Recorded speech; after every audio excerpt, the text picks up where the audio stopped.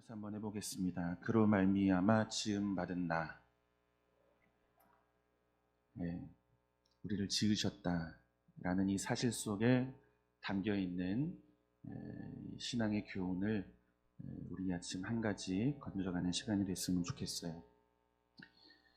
오늘 본문은 예수님이 누구신지를 정의하는 것으로 시작이 됩니다. 그분은 말씀이라, 이렇게 사도 요한은 예수님을 소개합니다.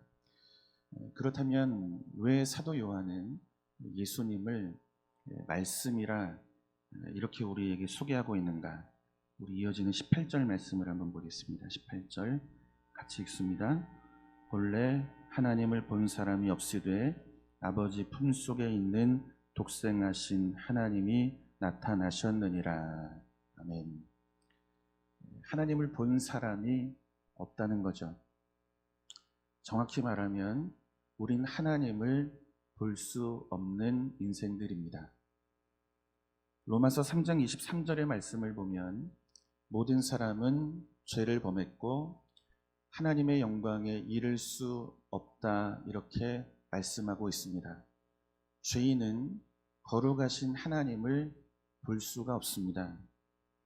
출애굽기 19장의 말씀을 보면 하나님께서 시내산에 강림하시며 모세를 통해 이스라엘 백성들에게 하신 말씀이 있어요. 경계를 침범하지 마라. 하나님께서 강림하시는 산, 시내산, 그 경계를 침범하지 말라는 것입니다. 죄인은 거룩하신 하나님 앞으로 나갈 수가 없다는 거죠. 만일 경계를 뚫고 산에 오르는 자가 있으면 그는 반드시 죽을 것이라, 이렇게 말씀하고 계십니다. 그러니까 거룩하신 하나님을 죄인은 볼 수가 없는 거예요. 우리의 눈으로 하나님을 본다 하여도 죄로 인해 왜곡된 우리의 지혜로는 하나님이 누구신지를 정확히 알 수도 없다는 것입니다. 죄인은 하나님 앞에 설 수 없고, 그래서 그분을 볼 수도 없고, 설령 본다 한들 죄로 인해 틀어져 버린 우리의 지혜와 이성으로는 하나님이 누구신지를 바르게 알 길이 없다는 것입니다. 그래서 누가 오십니까? 아버지의 품 안에 계신, 그래서 아버지가 누구신지를 가장 잘 아시는 분, 예수 그리스도가 이 땅에 오셨다고 말씀하고 계시는 것입니다. 우리가 볼 수 없는 분, 우리의 지혜로는 온전히 알 수 없는 하나님, 그분이 누구신지를 우리가 찾아가 알 수 없기에, 그 하나님이 누구신지 우리의 지혜로 온전히 깨달아 알 수 없기에 하나님 품 안에 계신 예수 그리스도, 하나님이 누구신지를 가장 잘 아시는 분, 그분이 우리 가운데 오셔서 하나님을 설명하시고 하나님이 누구신지를 드러내시겠다고 말씀하고 계시는 거죠. 그래서 그분은 무엇으로 오십니까? 하나님을 설명하시는 분, 말씀으로. 하나님이 누구신지, 우리가 볼 수 없고 찾을 수 없는 그분이 누구신지, 우리를 위해 행하시는 일이 무엇인지 우리 앞에 드러내시는 분, 보여주시는 분, 그분으로 예수가 우리 가운데 오셨다고 말씀하고 계시는 거예요. 그래서 요한복음 14장 9절을 보면 예수님께서 빌립에게 하시는 말씀이 있어요. 우리 같이 한번 봅니다. 이제 이 말씀이 이해가 될 거예요. 요한복음 14장 9절 같이 봅니다. 예수께서 이르시되 빌립아, 내가 이렇게 오래 너희와 함께 있으되 내가 나를 알지 못하느냐? 나를 본 자는, 아멘. 그죠? 예수님은 누구십니까? 하나님을 보여주시는 분이라는 거예요. 죄인인 우리가 그분을 알 수 없고 찾아간들 그 앞에 설 수 없는데 그 하나님이 누구신지를 설명하시는 분으로 예수 그리스도가 우리에게 오셨다는 거죠. 그래서 나를 본 자는 아버지를 보았다. 이렇게 주님이 말씀하고 계시는 거예요. 결국 예수님의 공생애를 통해 드러나는 그분의 모든 삶은 무엇을 설명합니까? 하나님을 설명하는 거예요. 예수님께서 사셨던 공생의 그 삶을 통해 드러나는 그분의 언어, 그분의 말씀, 그분의 인격, 그분의 행동, 그분의 모든 전 인격은 무엇을 드러냅니까? 예수가 누구신지, 하나님이 누구신지, 아버지가 누구신지를 드러내고 보여주는 것으로 예수 그리스도는 이 땅에 오셨다는 것입니다. 여러분 한번 확인해 볼게요. 예수님이 하신 일이 어떻게 하나님을 보이는 일인가? 우리가 생각하는 것과 다른 내용을 성경은 우리에게 말씀하고 있어요. 한번 확인해 보겠습니다. 요한복음 2장 6절과 11절의 말씀입니다. 이 말씀이 왜 하나님을 드러내는가? 이걸 확인하며 읽어보는 거예요. 우리 한 절씩 봅니다. 거기에 유대인의 정결 예식을 따라 두세 통 되는 돌 항아리 6이 놓였는지라.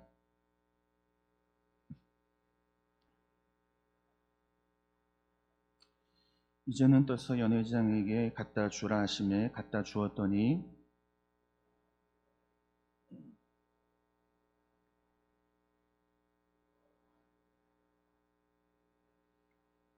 말하되 사람마다 먼저 좋은 포도주를 내고 취한 후에 낮은 것을 내거늘 그대는 지금까지 좋은 포도주를 두었도다 하니라.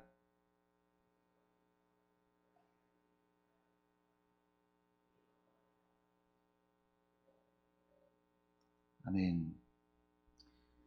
예수님께서 공생애를 시작하시며 가장 먼저 보이신 기적이 이 가나의 혼인잔치에서 일어난 물이 포도주가 되는 기적입니다.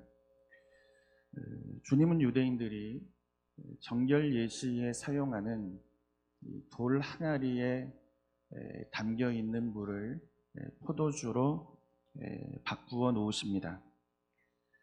이 포도주를 마신 자들마다 말하죠.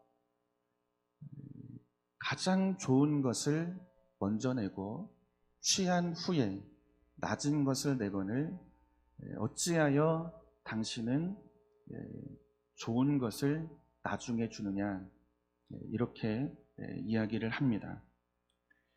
어찌 이토록 좋은 포도주, 상품의 포도주를 나중에 주느냐. 좋은 것을 먼저 먹고 취한 뒤에 낮은 것을 주면 모르잖아요. 그래서 그렇게 하는 게 관례인데 낮은 것을 주고 좋은 것을 감추었다, 후에 주었다는 이야기입니다. 그러니까 주님이 보여주신 기적은 물을 포도주로 만드시는데 최상급의 포도주로 만드신 사건이라는 거죠. 그래서 우리는 기도합니다. 물 같은 내 인생이 포도주 같은 인생이 되게 하소서. 주님은 그런 능력이 계시기 때문에 물같이 가치 없는 내 인생이 최상급의 포도주처럼 그렇게 가치 있는 인생으로 모든 사람들이 부러워할 만한 그런 인생으로 내 삶을 바꾸어나 달라는 거죠. 우리가 이 말씀, 이 기적을 통해서 가져오는 기도의 제목은 대부분 다 여기에 묶여 있습니다. 물 같은 내 자녀, 최상급의 포도주처럼 되기를 원합니다. 이것이 우리가 갖는 수많은 기도의 제목들이죠. 우린 여기에서 질문해야 하는 거예요. 과연 그러한가? 물이 포도주가 되게 하신 예수님의 기적이 가치 없는 것을 가치 있는 것으로 바꾸어 놓게 하시는, 그래서 내 인생 가운데 최상급의 포도주처럼 가치 있는 인생으로, 다른 사람들이 부러워할 만한 인생으로, 세상에서 성공한 인생으로 인정받는 그런 삶이 되게 해달라는 우리의 기도의 근거가 될 수 있는가? 그렇지 않다는 것입니다. 최상급의 포도주처럼 내 인생을 바꾸어 주십시오. 이것이 이 기적 속에 담겨있는 메시지가 아니라는 거예요. 마태복음 15장 2절을 보면 바리새인과 서기관들이 예수님을 책망하듯 말합니다. 어찌하여 당신의 제자들은 손을 씻지 않고 떡을 떼는가? 장로들의 유전과 전통을 왜 지키지 않는가? 예수님을 책망해요. 손을 씻지 않고 떡을 떼는 제자들을 책망하는 바리새인과 유대인의 모습을 보게 됩니다. 여러분, 유대인들은 밖에서 일을 마치고 돌아올 때, 그리고 식사를 하기 전에는 반드시 손을 씻어야 하는 전통을 지켜야 했습니다.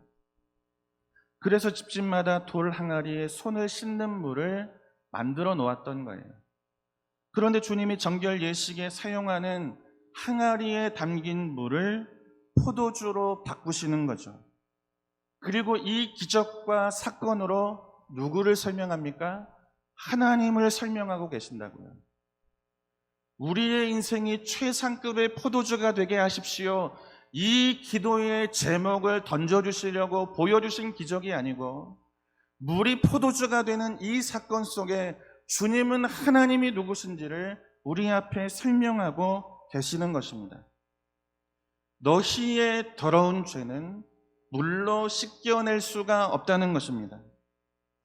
아무리 장로들의 전통을 잘 지킨다 할지라도 바리새인과 서기관들이 예수님과 제자들을 책망하듯 그들이 그렇게 소중하게 여겼던 바리새인의 전통, 장로들의 유전, 그들이 생명같이 여겼던 유대인들의 율법, 이것을 빼놓지 않고 지키는 것으로 우리는 의롭게 될 수 있는 인생이 아니라는 것입니다. 물로 되지 않는다는 것입니다. 오직 하나님의 은혜로 된다는 것입니다. 오직 예수의 피로만 우리는 의로운 자로 주님 앞에 설 수 있게 될 것이라고 말씀하고 계시는 거예요. 그래서 당신의 아들 예수 그리스도를 하나님은 이 땅에 보내셨고, 십자가를 지게 하시고 죄인을 구원하는 피, 아들의 피를 쏟게 하심으로 그 피로 죄인된 우리를 덮어 죄 없다 하시고 우리를 의롭게 하시는 분, 이 일을 위해 아들을 이 땅에 보내신 분, 그분이 누구라는 것입니까? 네, 하나님이라. 이것을 설명하시고 이것을 보이시려고 가나의 혼인잔치에서 물을 예수의 피를 상징하는 포도주로 바꾸어 놓으셨다는 것입니다. 이처럼 주님은 당신이 행하신 일을 통해서 하나님이 누구신지를 우리에게 설명하고 계시는 거예요. 여러분, 하나님은 우리를 구원하시는 분인 줄로 믿습니다. 우리의 구원을 위해 아들의 피를 조금도 아끼지 않으시는 분인 줄로 믿습니다. 그 피로 우리를 덮어 죄 없다 하시고 물로 씻겨낼 수 없는 우리의 흉측한 죄를 아들의 피로 씻겨내심으로 하나님 앞에 설 수 있는, 그분이 누구신지 그분 앞으로 나아갈 수 있는, 하나님과 화목할 수 없는 우리를 화목케 하시는 분, 그분이 우리 하나님이라, 이렇게 말씀하고 계시는 거예요. 그래서 주님이 말씀하시는 겁니다. 나를 본 자는 하나님을 보았느니라. 하나님이 누구신지를 예수를 통해 보게 되는 거예요. 그분은 우리를 위해 아들의 피를 내어주시는 분, 그 피로 우리를 덮어 죄 없다 하시고 의롭다 하시는 분, 그렇게 우리를 사랑하시는 분, 그분이 하나님이라. 그래서 나를 이 땅에 육신의 몸을 입고 보내신 분, 그분이 하나님이라, 이렇게 말씀하고 계시는 거예요. 이것이 가나의 혼인잔치에 물이 포도주가 되게 하시는 기적이 가지고 있는 중요한 의미입니다. 그래서 요한은 주님을 가리켜 뭐라고 설명합니까? 말씀이라. 그분은 하나님을 설명하는 말씀이라. 그분은 하나님이 우리를 위해 어떤 일을 행하시는지 드러내시고 보여주시는 분, 말씀이라. 이렇게 우리에게 가르치고 있는 것입니다. 그런데 성경은 우리 또한 우리 삶으로 하나님 아버지를 설명해야 한다 말씀하고 계십니다. 우리의 삶으로 하나님을 설명하라고 말씀하고 계십니다. 예수가 당신의 전 생애를 통해 아버지 하나님을 설명하신 것처럼 오늘 우리의 삶으로 하나님을 설명하라 이렇게 말씀하고 계십니다. 3절을 같이 한번 읽겠습니다. 3절 같이 읽습니다. 만물이 그로 말미암아 지은 바 되었으니 아멘. 모든 것이 그로 말미암아 지음 받았다. 성자 예수 그리스도 그분이 우리의 창조주가 되신다 말씀하고 계십니다. 여러분, 여기에는 중요한 의미가 담겨 있습니다. 우리를 지으시되 목적을 가지고 지으셨다는 거예요. 그냥 만들지 않으셨다는 거예요.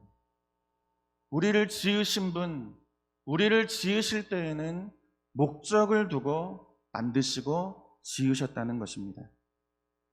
말씀이신 예수 그리스도가 당신의 전생애로 하나님을 드러내고 설명한 것처럼 저와 여러분 역시 우리를 지으신 하나님, 그분을 설명하는 자로 그 목적을 가지고 지으셨다 말씀합니다. 확인해 볼게요. 로마서 1장 20절. 만물이 무엇을 위해 지음받았는지를 보는 겁니다. 같이 읽어요. 창세로부터 그의 보이지 아니하는 것들 곧 그의 영원하신 능력과 신성이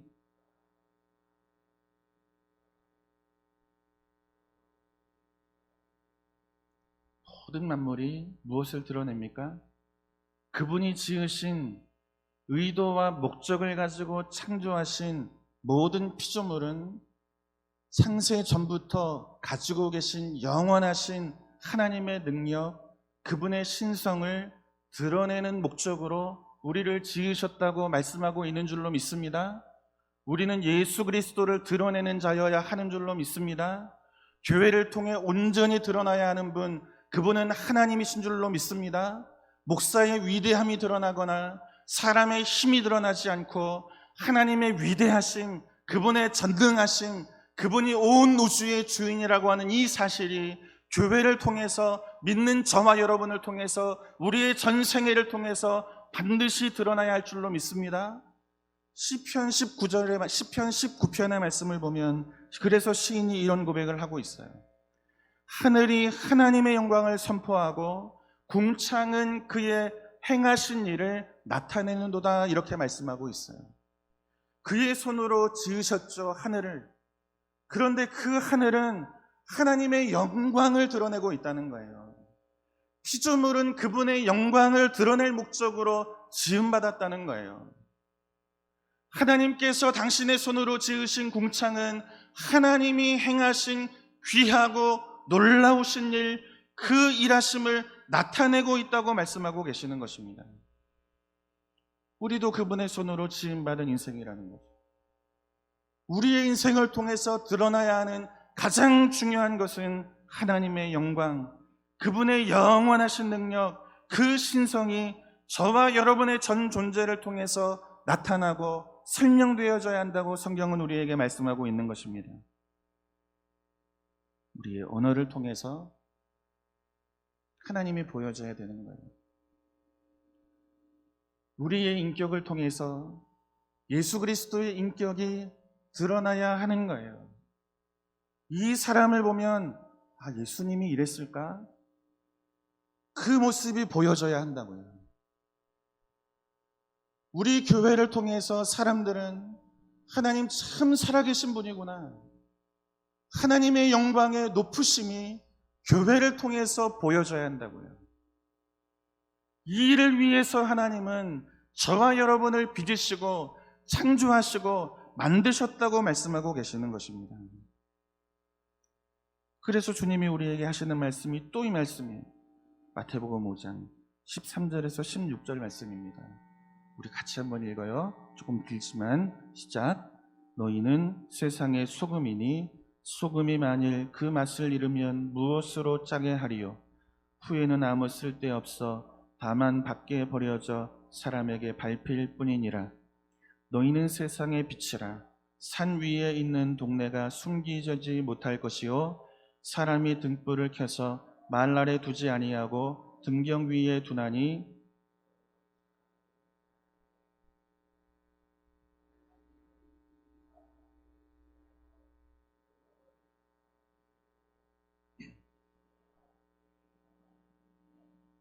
아멘. 오래전 일입니다. 한 10년 정도 지난 일 같아요. 저녁 시간에 이렇게 길을 가는데 우리 동네에 이렇게 학원 버스가 굉장히 많아요. 저녁 시간이면.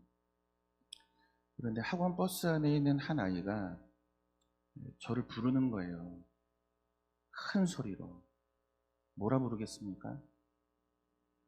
목사님 하고 부르는 거예요. 여러분, 이 상황이 상상이 되십니까? 어떤 상황인지? 제 옆에 와가지고 목사님 이렇게 얘기한 게 아니고 큰 소리로 버스 안에서 버스 밖 길을 걸어가고 있는 저에게 목사님 하고 큰 소리로 저를 부르는 거예요. 여러분, 이후의 상황이 어떤 상황이 될지 여러분 상상이 되시죠? 버스 안에 있는 20명 정도의 아이들이 저를 쳐다봅니다. 버스 기사분이 저를 쳐다봐요. 저녁 시간 퇴근길에 길에 사람들이 얼마나 많겠습니까? 길을 지나가는 사람들이 다 저를 쳐다봅니다. 난처하죠. 목사님하고 저를 쳐다보니까. 그런데 아이가 저를 부르는 순간 놀라운 일이 벌어집니다. 제가 특별히 지은 죄가 없거든요. 그런데 주머니에 있는 손을 빼게 됩니다. 그리고 걸음걸이는 한없이 바르게, 팔자로 못 걷고 한없이 바르게 걸어요. 얼굴 표정은 어떻겠습니까? 적어도 지금 여러분들의 얼굴 표정은 아니죠. 환하게 웃어야 돼요. 환하게. 목사님하고 저를 부르는데 어떻게 주머니에 손 이렇게 끼고 길을 갈 수 있겠습니까? 손 빼는 거예요. 목사님하고 부르면 길도 삐딱하게 갈 수가 없어요. 바르게 가야 돼요. 얼굴도 환하게 웃으면서 저를 돌아보게 되는 거죠. 여러분, 우리는 우리가 성도라는 것을 숨기고 싶어 합니다. 알기 때문에 그래요. 알기 때문에. 우리가 어떤 목적으로 지음받은 존재인지 알기 때문이에요. 하나님의 영원하신 능력, 그분의 신성을 드러낼 목적으로 지음받은 자가 나라는 것을 우린 아는 거예요. 그런데 아는 대로 사는 게 너무 불편한 거예요. 숨기고 싶은 거죠. 우린 알아요. 세상이 교회를 향해서, 성도를 향해서 무엇을 기대하는지.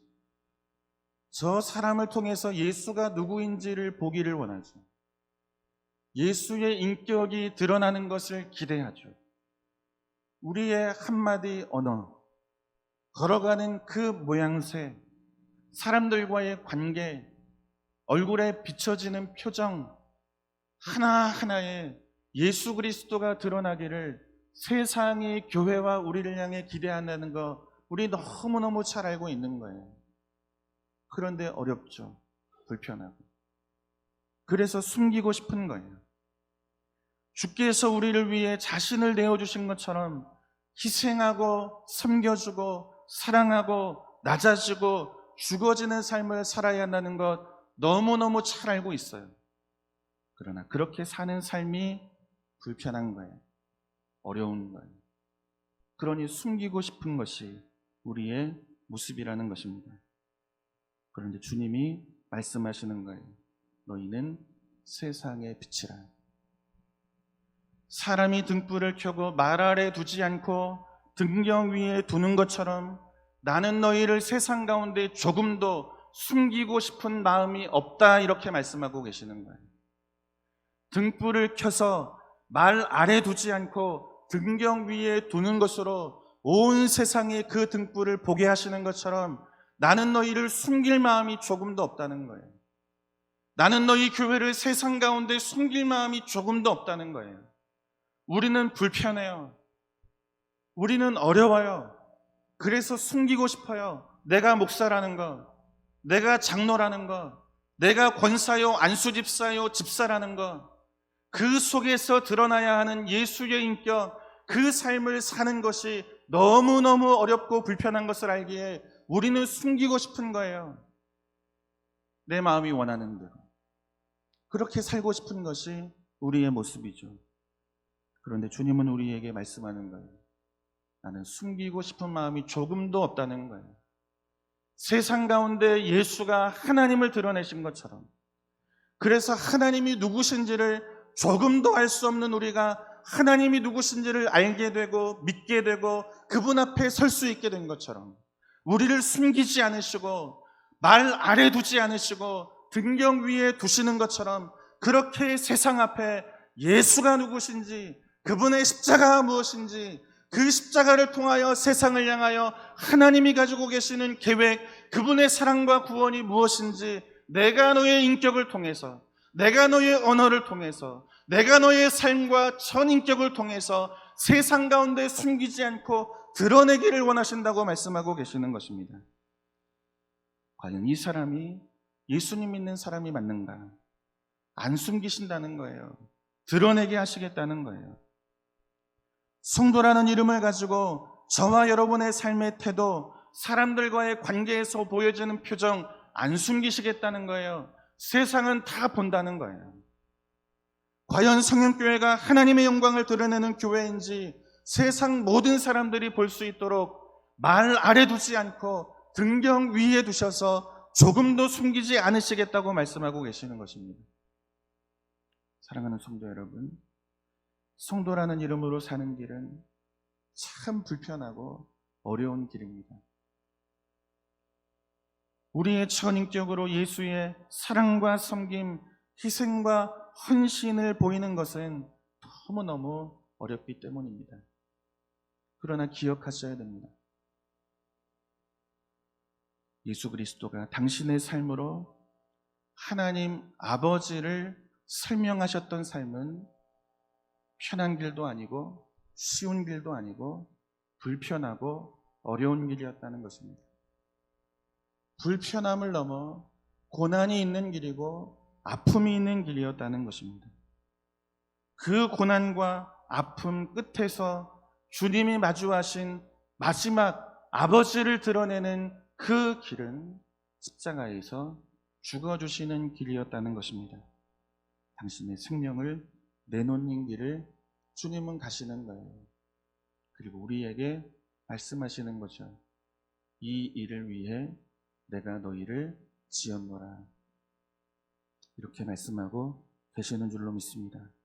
사랑하는 성도 여러분, 그리스도의 인격을 우리 안에 담아 사는 일은 너무너무 불편하고 어려운 일입니다. 그러나 그 불편하고 어려운 길을 가야 우리가 예수의 제자라는 것이, 그분이 우리를 지으신 하나님의 백성 성도라는 것이 확인되어지는 줄로 믿습니다. 바라기는 저와 여러분의 삶에서 세상 사람들과의 관계에서, 성도들과의 관계에서, 사람들과의 그 관계에서 우리의 언어와 우리의 표정에서 그리스도를 설명하는 삶, 그분의 인격을 드러내는 삶, 그래서 우리를 통해 예수 그리스도를 세상이 보는 삶, 여러분 그 삶을 살아낼 수 있는 저와 여러분 될 수 있기를 주님의 이름으로 축원합니다. 우리 함께 찬양하며 준비한 예물 하나님 앞에 올리겠습니다.